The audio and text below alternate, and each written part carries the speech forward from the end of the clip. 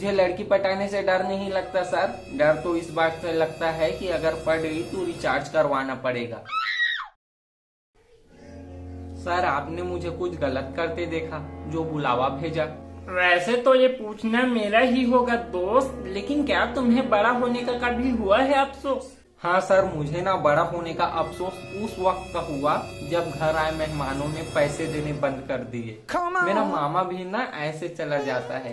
अच्छा, आपको कोई पैसे पकड़ाता है? मेरे घर में मेरे मेहमान भाव नहीं खाते, अभी भी है मुझे पैसे पकड़ाते। वैसे तो मुझे मिल जाती है टाइम पे पगार, लेकिन इसका ना हमें होना चाहिए शुक्रगुजार कि बहुत सारे रिवाज गायब हो गए, लेकिन जाते समय पैसे पकड़ाए तो नहीं नहीं कहने का रिवाज अब भी जिंदा है। और मैं ये बोल रहा था कि तुम्हारे नंबर कम आए हैं, इसलिए तुमको रोना चाहिए। और तुम बड़े हो गए हो लेकिन दिमाग छोटा है, इसका अफसोस होना चाहिए। तुम आजकल कहाँ मरा रहे हो? इतना कम नंबर कैसे ला रहे हो? सर आपको ये नहीं है खबर, नींद आती है मुझे दिन भर, तो ना मुझे आलस है आती और पढ़ाई नहीं हो पाती। तो बेटा इसे तुम डॉक्टर को दिखाओ और अपना इलाज करवाओ। हाँ सर, इस पे ना मैंने ध्यान दिया खास, और गया था डॉक्टर के पास। कहा कि डॉक्टर साहब नींद से ना मेरी दिन भर होती है कुश्ती, रहती है हमेशा सुस्ती। तो डॉक्टर बोले कि ये लो स्मार्टफोन 5G कनेक्शन वाला, फेसबुक, इंस्टाग्राम, व्हाट्सएप, ट्विटर सब इंस्टॉल है, ठीक हो जाओगी। अब ना मेरा सोशल मीडिया रात दिन और नहीं रह सकता मैं मोबाइल के बिन। ये ना ऐसा दौर आ गया है कि कोई इंसान गिरे तो चेहरे पे हंसी आ जाती है, और अगर मोबाइल गिरे तो जान निकल जाती है। बेटा तुमको फेल होने का नहीं है डर, आखिर क्या ही करते होगे सोशल मीडिया में दिन भर? क्या करता हूँ? अब कल ही मैंने एक लड़की को फ्रेंड रिक्वेस्ट भेजी, तो वो बोली कि मैं अनजान लोगों से बात नहीं करती। तो मैं बोला, और ये जो तूने 5 से 40 लड़के ऐड कर रखे हैं वो सारे तेरे मामा और फूफा जी के लड़के हैं? यही तो स्टूडेंट के लिए लगता है मुझे डर, सब साले लड़की का चक्कर। सभी का ना यहीं पे लगा है मन। अभी एक स्टूडेंट मुझे दे के गया प्रवचन कि सर लड़का होना इतना भी आसान बात नहीं। रोज सुबह उठकर 30-35 लड़कियों को गुड मॉर्निंग और नाइस स्पीक बोलना पड़ता है। अरे सर, मैंने तो इसे यूं ही कर दिया था रिक्वेस्ट सेंड। दरअसल मैं उसका बनना चाहता था फ्रेंड। मैं तो सिंगल ही हूँ, बेस्ट नहीं करना मुझे लड़की पटाने में टाइम वेस्ट। नहीं बेटा, तुम तो पटाओ बिंदास, और पटाना उसे जो हो सेम क्लास। तू ना भले लड़की के चक्कर में खो जाए, लेकिन 2 शब्द तो पढ़ेगा ताकि उसके सामने इंसल्ट ना हो जाए। तू ना टाइम मत गवा, जा आज ही पटा।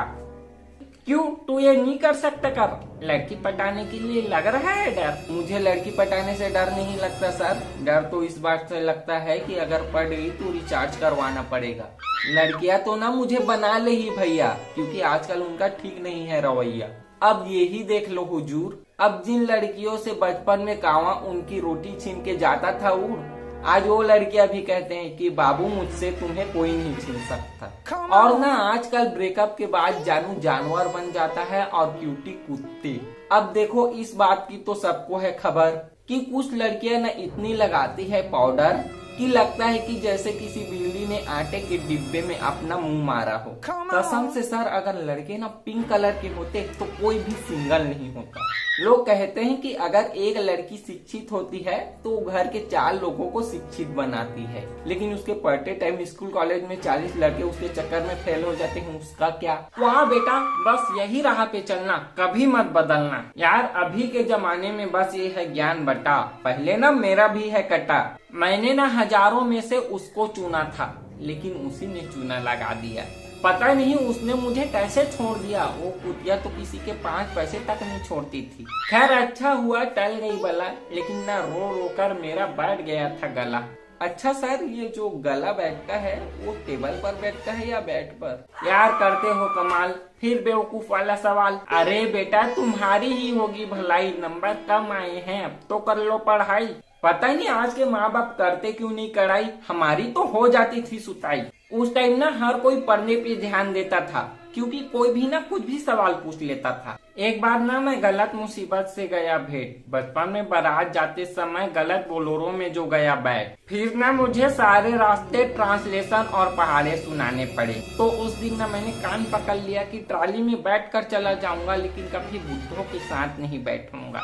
यार हमसे किसी को लगता ही नहीं डर। शुक्र मनाओ कि तुम्हें हमारे जैसे मिले हैं टीचर, वरना ना एक बार मैंने स्कूल टाइम के बाद अपने एक टीचर को फोन करके बोला, तो मैंने कहा सर मैं आज जो कुछ भी हूँ आपकी वजह से हूँ। तो वो बोले कि बेटा हमें दोस्त मत दो, हमने तो पूरी कोशिश करी थी। और एक बार तो मेरा क्या मन हुआ कि मैं ना अपने स्कूल अपने टीचर से मिलने गया। तो मैंने कहा सर बताओ मैं आपको क्या गुरु दक्षिणा दूं। तो उसने कहा बेटा कभी किसी को बताना मत कि मैंने तुमको पढ़ाया है।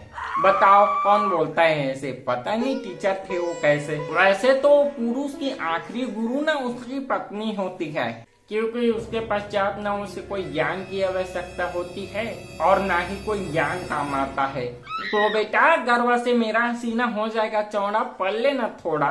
तो ना तू खुद से कर वादा, कम से कम कॉलेज तक पढ़ेगा, मत पढ़ना भले ज्यादा। क्योंकि ना इंसान को भी ना इतना ज्यादा पढ़ा लिखा नहीं होना चाहिए कि वो अकेले में भी छींक आने पर सॉरी बोलने लगे। लेकिन बेटा पढ़ाई में होगी अगर खराबी तो काम नहीं आएगी कोई समझदारी। क्योंकि बेटा वो जो स्कूल के बाहर ठेला लगाता है ना, वो बहुत समझदार है। क्योंकि उसने अपने ठेले पर लिखा है मन ही मन गिनती करने वाले कभी गोलगप्पे का मजा नहीं ले पाते। उसके ना गोलगप्पे का कितना ज्यादा है रेट, और साथ में वो बेचता है बीड़ी सिगरेट। और हाँ बेटा मुझे ना तुम पर है लानत, तुम्हारे बीड़ी पीने की क्लास से आई है शिकायत। और भाई तेरे से ना निवेदन है कि खाली बीड़ी पैकेट को ग्राउंड पे मत फेंका कर। 100 रुपए के नोट जैसा दिखता है, खाली फोकट टाइम वेस्ट हो जाता है हमारा। और ठीक है ये बीड़ी वाली बात को रखूंगा महाराज, और तुम लोगों का मैं आंसर शीट देता हूँ क्लास में लंच के बाद। लेकिन इसको आपको देना था कल। ओ आप रात को देखते भी तो हो सीरियल। अरे प्रोग्राम तो चलता ही रहता है दिन रात, लेकिन ये अलग है बात। वो बेटा टीवी पे ना कितना ही अच्छा प्रोग्राम क्यों न चल रहा हो, पड़ोस पे अगर झगड़ा हो रहा हो तो टीवी की आवाज एकदम कम करके उनके झगड़ा सुनने का टैलेंट हम भारतीयों में कूद कूद के भरा है। तो ना वो झगड़ा लंबा चला, खैर इसीलिए ये आंसर शीट देने में हो गई थी। और तुम ना अपनी गलतियों को लो मान और पढ़ाई पे दो ध्यान। एक ना अच्छी पुरानी कहावत है, हाँ बोलिए। पुरानी कहावत है ना इसलिए याद नहीं है। और मैंने तुमको पहले बोला है कि मत रहो लफंगों से सटकर, अपना रास्ता बनाओ उनसे हटकर।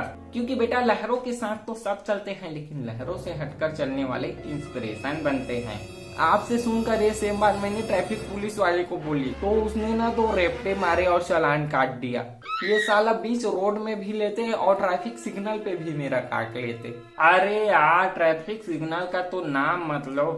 अभी आता हूँ ना तो सिग्नल छूटने के 10 सेकेंड पहले पीछे वाले इतना हॉर्न बजाते हैं कि जैसे कि वहाँ घर बसा कर रहने वाले हैं। निकाल देते हैं जान, मैं तो बहुत हूँ परेशान। और तू ना बेटा पढ़ाई की परेशानी ले और ज्यादा सोशल मीडिया में ध्यान मत दे।